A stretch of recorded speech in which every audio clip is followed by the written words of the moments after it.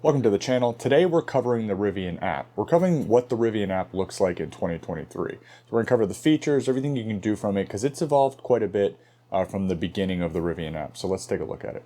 All right, we are out here in my truck. We're going to go ahead and go through the app for what it has available right now.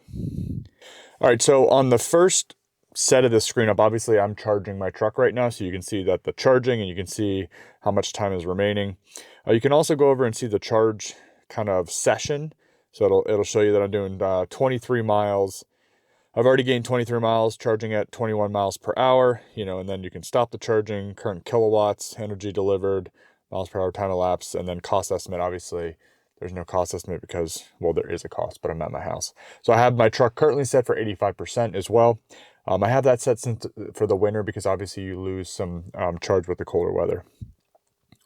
So also on this front screen, you can see the lock and unlock buttons. That's really just for, and you can set it up that, it does all doors or whatever you need to do there. Well, it does all doors, but I mean, when you're coming up to the truck, you can set it in your settings, whether it unlocks just the passenger door or all doors. Also on this screen, if you flip up here, you can see controls. So this is a newer feature that was added, and you can sound an alarm, which is really loud. So a heads up there. You can open the frunk or open the hood. You can close all the windows or open the windows. And then you can also close the hood because that's all done from the app here, which is pretty cool, which that was a more recent feature. So up in the left-hand corner, I'm going to go there first with the little 2 bars or the hamburger, but it's not really a hamburger because there's only 2. And you can see it has my R1T, and then it also has my wall charger.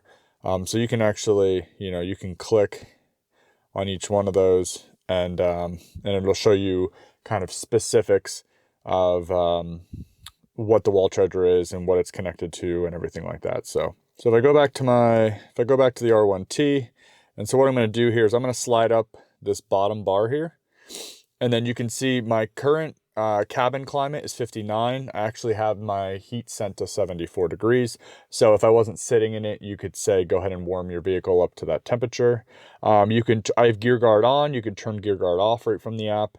You can obviously do find my vehicle to find the location, and then it tells you the driver, and it tells you how many keys are associated with that driver, and then you can manage that. For instance, you could have more specific drivers so that people can use the app or use the app on their phone to get into your vehicle if you want to have multiple drivers. I only have one.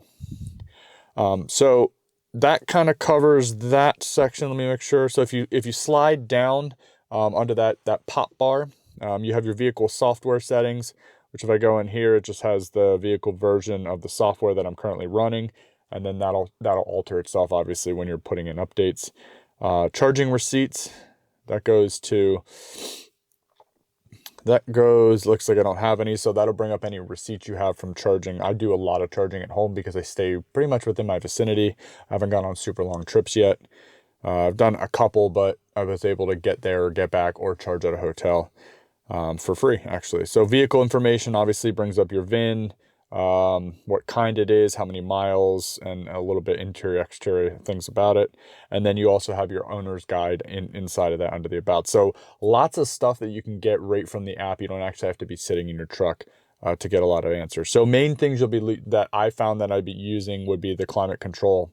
And then if you want to mess around with the gear guard, and then obviously the charging sessions and things like that are important. So that's at the very bottom of the bar. You can see I'm under the truck or the face of the truck. And then let's go to New York City.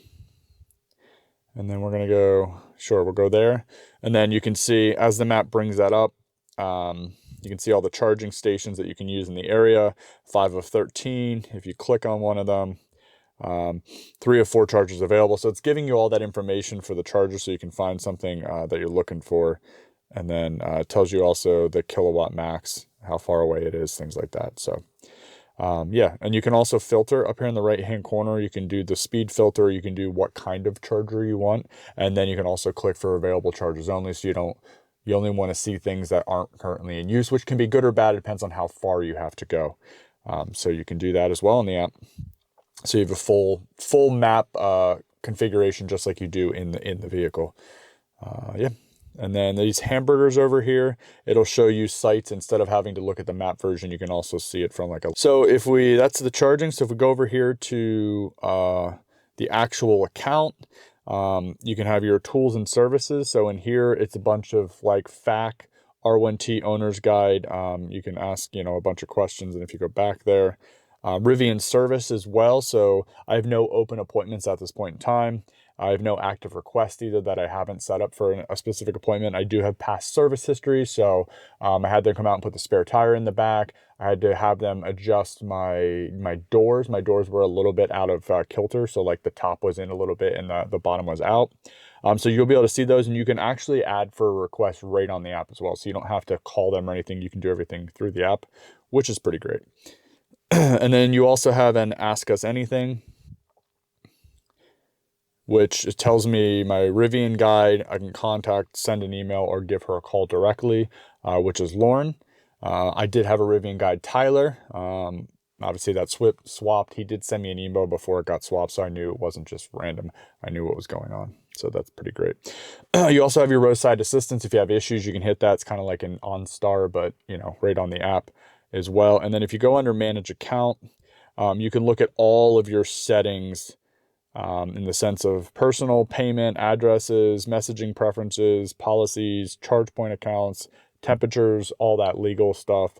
So it's really everything wrapped around your personal account with the truck. So, it's very much just like an everything else app. It has, a little bit of everything. It has your updates, has your versions, but it has everything about the vehicle as well if you want to adjust. So it's pretty great. The couple things that have gotten a lot better since I've had the vehicle is the proximity unlock has really, really tightened up, which I very much appreciate. I know they put that out with one of the updates. These controls on the front face as well. These are newer. These were not originally on the app when I got my truck, so they added those for more access or things that people wanted to do. But yeah, so those were added, and then there was a couple of things. And as the updates come out, they're cleaning up. They've cleaned up the app, but no, I find it really useful. I enjoy it. I use it. I don't carry a key except for my phone. I do have the card key in my wallet, but that is mostly for if I have to go to like a valet or I have to drop my vehicle off. For instance, when I got my FFP or my paint protection film, PPF, FFP. So I had that. So I use those cards for those instances, so I don't have to give a key fob or anything like that. It's really just obviously you can use to unlock and lock. You can obviously use it as well to ready the truck to drive it, but it allows them to have something a little bit easier. So pretty much all my everyday though is using the app. So that's the app as it sits right now in 2023. And as updates and changes come out, I could certainly do some more videos. So hopefully that was helpful. And if you have any questions, as always, leave them in the comments and I will be sure to get back to you. All right, thanks.